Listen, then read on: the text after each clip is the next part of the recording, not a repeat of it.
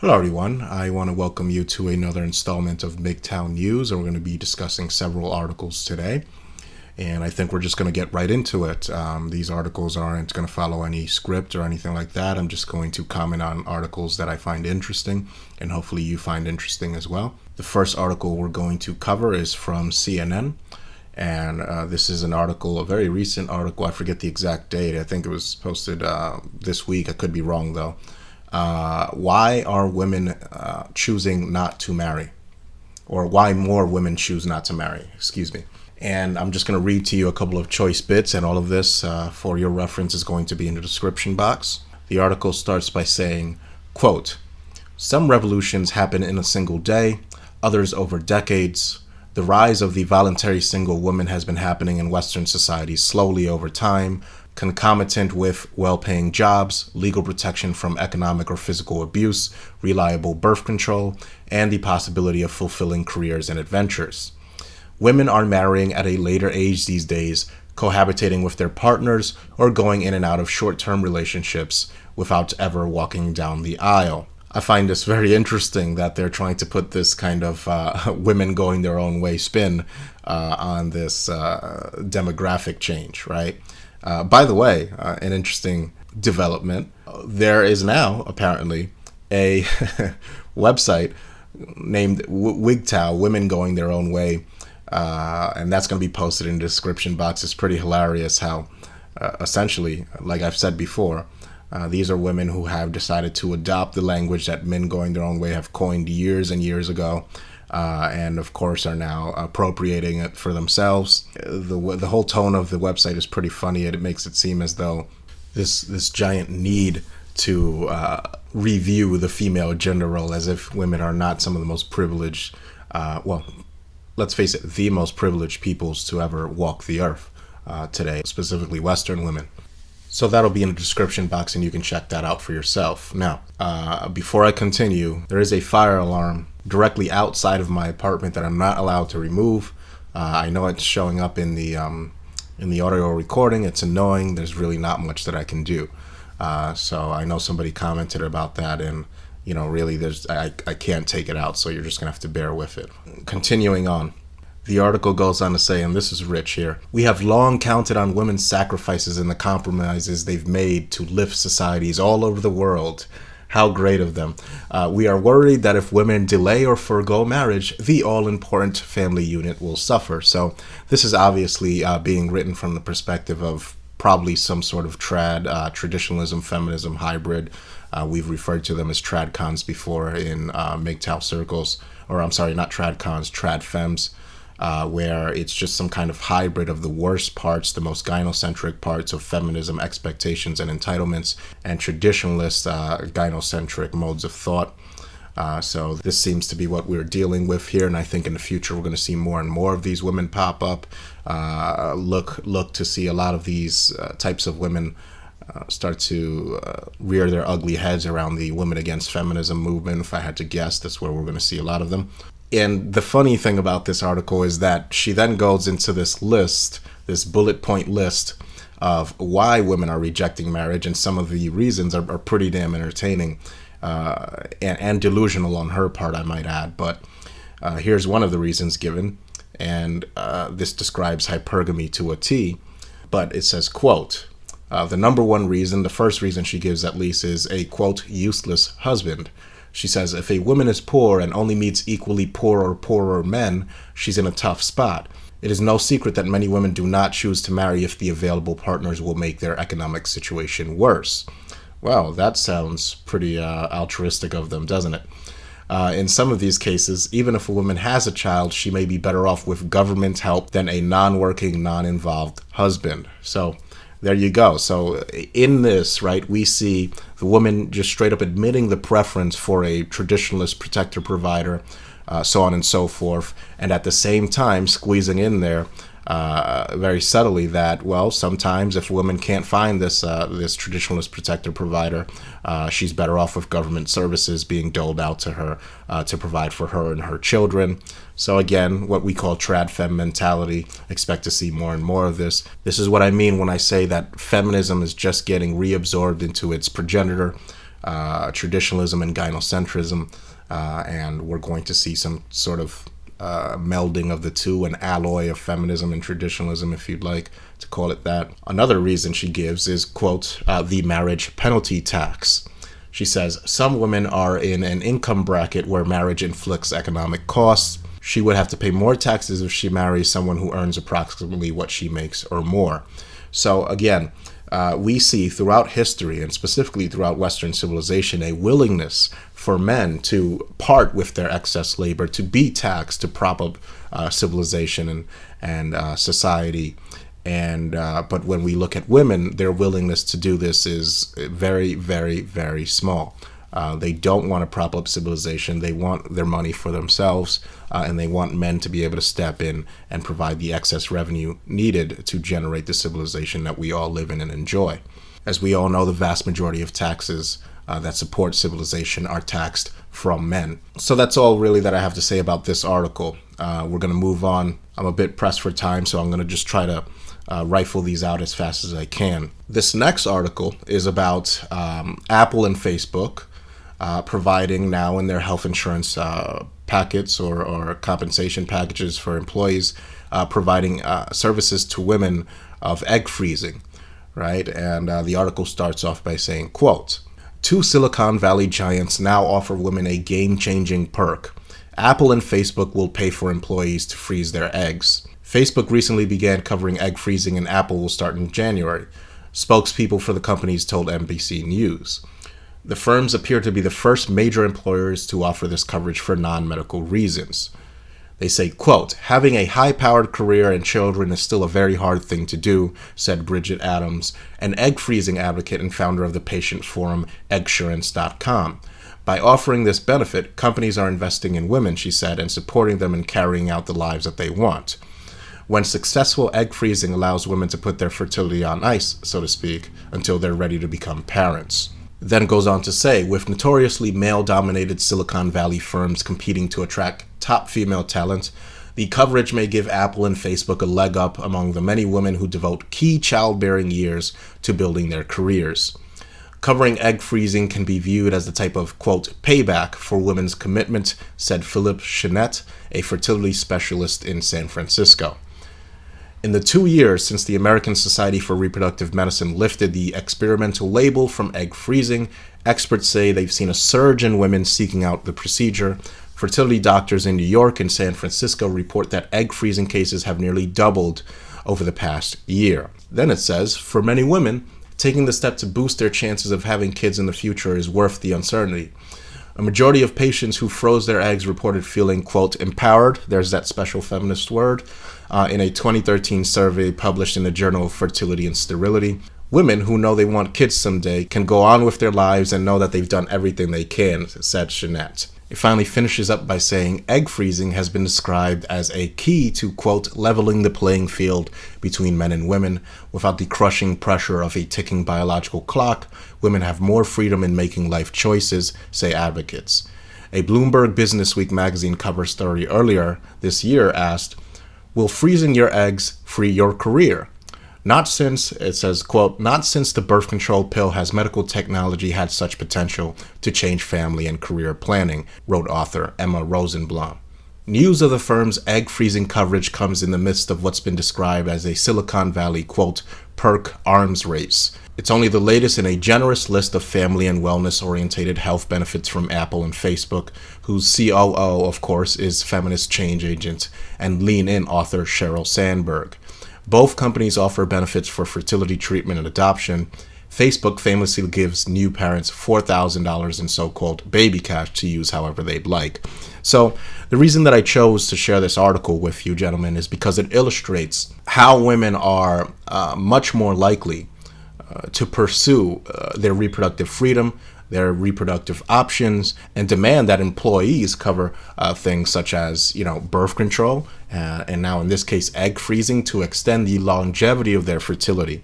And for whatever reason, you will never see men do this. I mean, we still can't even get birth control on the market, right? We should be talking about insurance companies covering our, cryogenic sperm freezing if we decide to get a vasectomy so that we can impregnate a woman later on in life when our career is stable or what have you, or for whatever reason we want to, right? Men will never organize under the banner of their own reproductive self-interest. Women absolutely will. And in that regard, they have us beat, and they're more efficient and more driven than us and more motivated than us. And it's time that we start doing the same. And frankly, I'm all for these services being offered to women. I'm not one of these type of people that try to limit women's access to birth control or any of those kind of things. I think women should be free to pursue their own reproductive destiny and reproductive control. And I think men should absolutely pursue this 100%. And this is highlighting we're falling behind, gentlemen. We're already behind, but we're falling behind even further. Women are running laps around us, gentlemen. Anyway, moving on to the next article. This is an article that is suggesting a women's only night. I'm not talking about a women's only night in a club or a bar or a restaurant. I'm talking about a women's only night overall, as in setting a curfew so that men cannot venture outside of their residence at night for fear of making women uncomfortable. And the spin that's given, the justification that's given for this is, of course, to curb the epidemic of violence against women. And this isn't here in the West. This actually comes out of Colombia. And I'll just jump right into this. It says, quote, "Back in the early 70s, Golda Meir, the then Prime Minister of Israel, was faced with a government cabinet full of men discussing how best to curb a wave of violent rapes. The idea of banning women from the streets after dark was floated. Meir made a counteroffer. Quote, 'Men are attacking women,' she said, 'not the other way around. If there's going to be a curfew, let the men be locked up, not the women,' end quote." Ultimately, the idea was dismissed as unworkable, but since then it has been seriously considered by a handful of communities around the world. This time it's, I don't know if I'm going to pronounce this correctly, Bucaramanga, a city in the Colombian state of Santander, that will be taking up Meir's metaphorical baton. Next week, on Thursday, October 9th, the city of just under 600,000 people will experience its first, quote, women-only night as part of a campaign launched by the state governor's office. Speaking to the Colombian media, Juan Camilo Beltran, president of the Bucaramanga Chamber of Commerce and one of the scheme's champions, said that the curfew itself, though symbolic in nature, is a drive to thwart the plague of violent attacks taking place against the city's women. When it comes to peaceful partying, Beltran said, women are always the best behaved. Of course, this is because women initiate violence against other people, women and men, by proxy. They use men to do their bidding, to do their violence. This is well established. This is well known. And he goes on to say, bars and clubs are being encouraged to host women-only events, while men who have to be out and about in the evening will need to carry a safe conduct permit issued by the mayor's office, explaining why they are out during curfew. Kind of sounds like Nazi Germany and show me your papers, doesn't it? It's pretty disturbing. Any fines handed out are likely to be symbolic. However, the success of the scheme will rest on whether or not men choose to go along with the campaign. So to their credit, it is voluntary in fairness, but the fact that they're discussing this in a social setting by elected politicians, talking about keeping one gender off of the streets for, 12 hours out of the day? That's some pretty disturbing shit. I mean, for all we know, this is just a pilot. And then in an effort to sound, non-biased, they propose a seemingly contrary opinion that in the end just really reinforces the point that men are just violent monsters and that they have to be protected from women at all times. It says, quote, "But when all is said and done, is the idea of a curfew for men really an effective way to deal with violence against women? Suzanne Clisby, the director of postgraduate studies at Hull University's School of Social Sciences, doesn't think so. I do not think the curfews are an effective way to deal with violence against women," she told me. "The best a formal curfew could hope to do is send a message from the state that violence against women is seen as unacceptable and will be taken seriously. But unless this were followed through in a whole range of other ways, it's fairly pointless. To date, it is this flaw that has limited the success of these curfews. They have all been symbolic in nature, and while they may stimulate debate, they have so far failed to make any real difference in preventing gender-based violence in society. Perversely, they may have a negative effect, as Clisby puts it. It could perpetuate the myth that violence against women happens only at night, by strangers. And of course, we can't perpetuate that myth, but it's just fine to perpetuate the myth, of course, that all men are rapists and only females are victims of rape.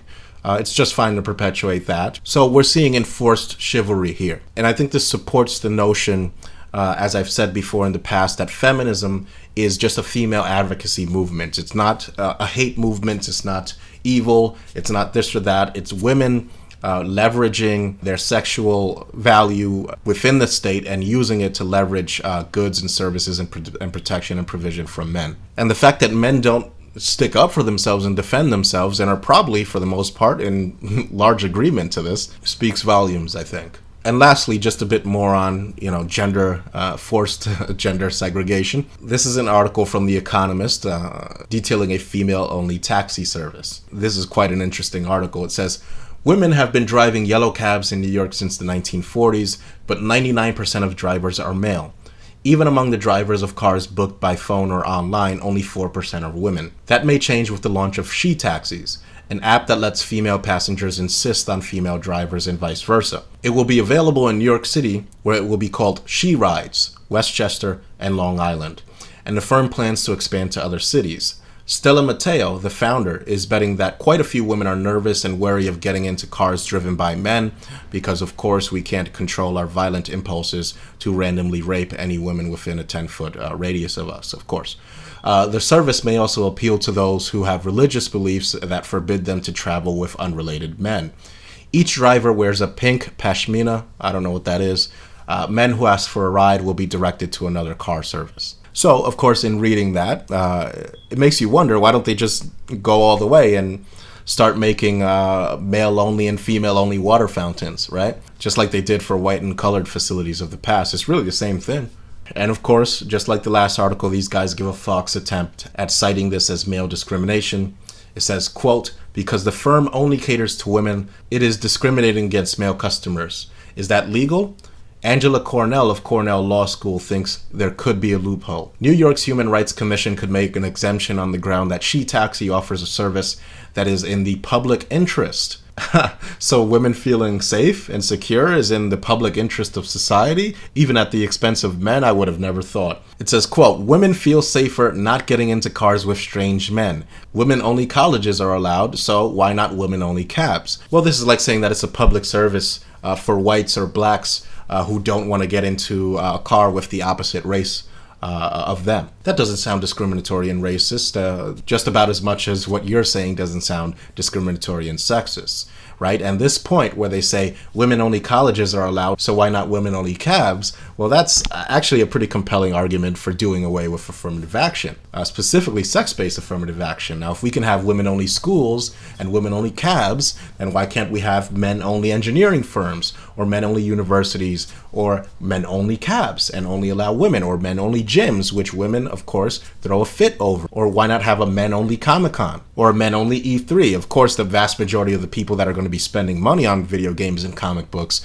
are going to be men, of course. So why not segregate those by gender as well? Well, of course, that's sexism against women, and Anita Sarkeesian gets her panties in a bunch, and so on and so forth, right? So it's only okay to segregate when it benefits women.